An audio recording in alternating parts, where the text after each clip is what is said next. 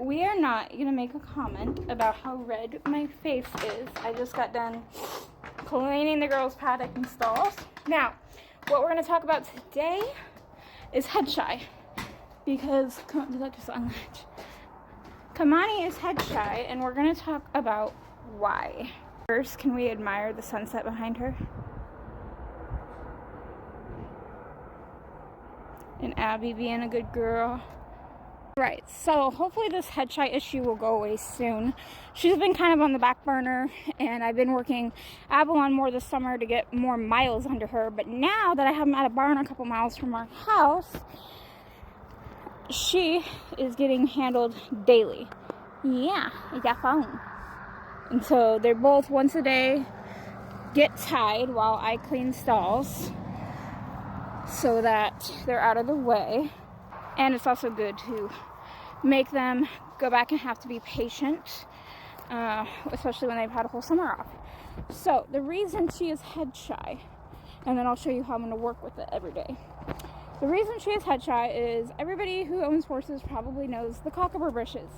You know, the big ones that get like 4, 5, 6 feet high, and everybody says to remove them with WD-40. I always just wet their mane down and put some conditioner in and slowly kind of pick at it. But that's why she is head shy. So actually, here's a perfect example. They have one in the pasture next door, in case you don't know what they are. This is what they look like. They're normally purple when they're blooming, I believe. But it's these.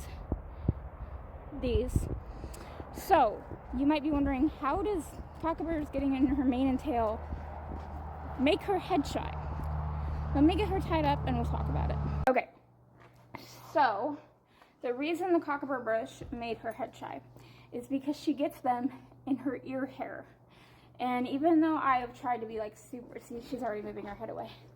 Even though I've tried to be super, super gentle with her, sometimes she gets a little impatient with what we're doing and she snags her head away, and that pulls that ear hair out, just like straight out rips her ear hair out. So, you know, of course it hurts, like, you know, they're not gonna feel too great. That's what has caused her to be head shy. So how I'm working on it every single day is in the mornings, they each get caught before breakfast or during breakfast. They each get caught, they each get their fly mask put on, they get their mane pulled out of their fly masks like that, and then at night I will catch them each. I catch them each and and tie them, make them stand there while I'm putting hay out, filling waters, cleaning stalls and pastures, just for patience training for them, so that they're used to standing tied and getting worked every single day again.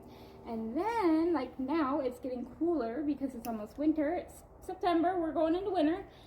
They don't need their fly masks at night. So this is how I work on it. So I bring them out, especially her, and I'm just gonna love all over and just hold my hand here until she relaxes and stops throwing her head around. There, good girl. And this is pretty much it. She's gonna get handled daily. She's gonna get her fly mask on and off daily, her forelock played with daily. And it is not an easy thing to work on. I will say that. I know you guys can't see everything she's doing right now. She's kind of taking her head clear down.